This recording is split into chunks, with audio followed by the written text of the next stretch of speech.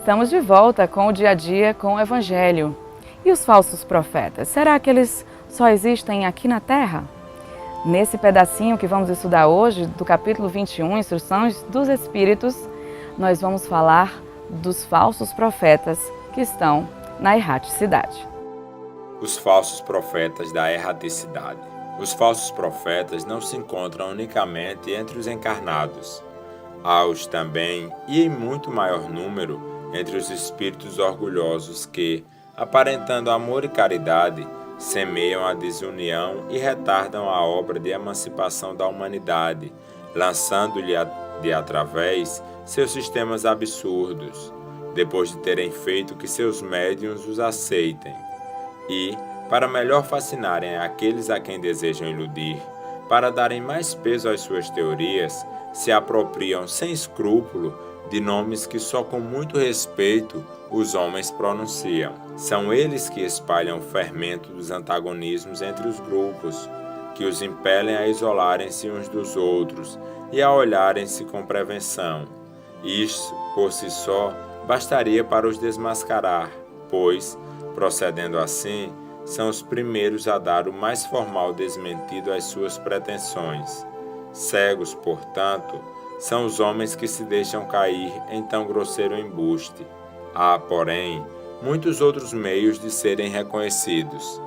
Espíritos de categoria em que eles dizem achar-se têm de ser não só muito bons, como também eminentemente racionais. Pois bem, passai-lhes os sistemas pelo crivo da razão e do bom senso, e vede o que restará. Convinde, pois, comigo, em que todas as vezes que um espírito indica como remédio aos males da humanidade, ou como meio de conseguir-se a sua transformação, coisas utópicas e impraticáveis, medidas pueris e ridículas, quando formula um sistema que as mais rudimentares noções da ciência contradizem, não pode ser senão um espírito ignorante e mentiroso. Por outro lado, crede que, se nem sempre os indivíduos apreciam a verdade, essa é apreciada sempre pelo bom senso das massas, constituindo isso mais um critério. Se dois princípios se contradizem, achareis a medida do valor intrínseco de ambos, verificando qual dos dois encontra mais ecos e simpatias. Fora, com efeito, ilógico admitir-se que uma doutrina cujo número de adeptos diminua progressivamente seja mais verdadeira do que outra que veja dos seus em contínuo aumento. Querendo que a verdade chegue a todos, Deus não a confina num círculo acanhado. Fala surgir em diferentes pontos, a fim de que por toda parte a luz esteja ao lado das trevas. Repeli sem condescendência todos esses espíritos que se apresentam como conselheiros exclusivos, pregando a separação e o insulamento. São quase sempre espíritos vaidosos e medíocres, que procuram impor-se a homens fracos e crédulos, prodigalizando-lhes exagerados louvores, a fim de os fascinar e de tê-los dominados. São, geralmente, espíritos sequiosos de poder e que, déspotas públicos ou nos lares, quando vivos, ainda querem vítimas para tiranizar depois de terem morrido. Em geral, desconfiai das comunicações que trazem o caráter de misticismo e de singularidade, ou que prescrevem cerimônias e atos extravagantes. Há sempre, nesses casos, motivo legítimo de suspeição. Estais certos, igualmente, de que quando uma verdade tem de ser revelada aos homens, é, por assim dizer, comunicada instantaneamente a todos os grupos sérios, que dispõem de médiuns também sérios, e não a tais ou quais, com exclusão dos outros.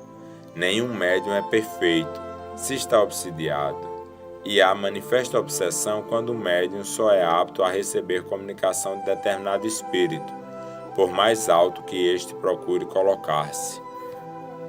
Conseguintemente, todo médium e todo grupo que considerem privilégio seu receber as comunicações que obtém e que, por outro lado, se submetem a práticas que tendem à superstição, indubitavelmente se acham presas de uma obsessão bem caracterizada, sobretudo quando o espírito dominador se pavoneia com um nome que todos, encarnados e desencarnados, devem honrar e respeitar, e não permitir seja declinado a todo propósito. É incontestável que, submetendo ao crivo da razão e da lógica todos os dados e todas as comunicações de espíritos, fácil se torna rejeitar a absurdidade e o erro. Pode um médium ser fascinado e iludido um grupo, mas a verificação severa a que procedam os outros grupos, a ciência adquirida, a alta autoridade moral dos diretores de grupos, as comunicações que os principais médiuns recebam, com um cunho de lógica e de autenticidade dos melhores espíritos, justiçarão rapidamente esses ditados mentirosos e astuciosos, emanados de uma turba de espíritos mistificadores ou maus. Erasto, discípulo de Paulo, Paris, 1862. Queridos irmãos, o Evangelho nos apresenta o outro tipo de falsos profetas, que são os profetas da erraticidade. Assim como nós encontramos falsos profetas no nosso mundo material, a discursar palestras entre nós, a passar ensinamentos entre nós, nós também encontramos espíritos que se dizem amigos, espíritos que se intitulam pessoas do bem, né? Pessoas para nos orientar, mas que na verdade também são falsos profetas. E eles trazem uma mensagem duvidosa sobre as nossas atitudes, sobre como a gente deve agir. Então, inicialmente, para reconhecer esses falsos profetas, a gente precisa estar linkado com o Evangelho e o que eles aconselham. Então, na sua grande maioria, eles procuram se apresentar como entidades que por nós são muito valorizadas, entidades nas quais a gente respeita muito, e eles acabam pregando coisas para a gente que valorizam o nosso ego, nos colocando numa condição como se o nosso grupo, aquele grupo de médios, fosse os melhores, fosse eles os donos da verdade, quem obtém melhores conhecimentos. E aí começa a colocarmos uns contra os outros, quando a gente sabe que não é assim que funciona. Que quando a espiritualidade tem alguma coisa muito importante para nos revelar, ela não só revela a um pequeno grupo de médios, mas ela revela a vários grupos de médios. E que todos nós, às vezes, trazemos um pouquinho dessa verdade para que juntos, em união e comunhão, possamos levar adiante a mensagem importante que eles têm a nos comunicar.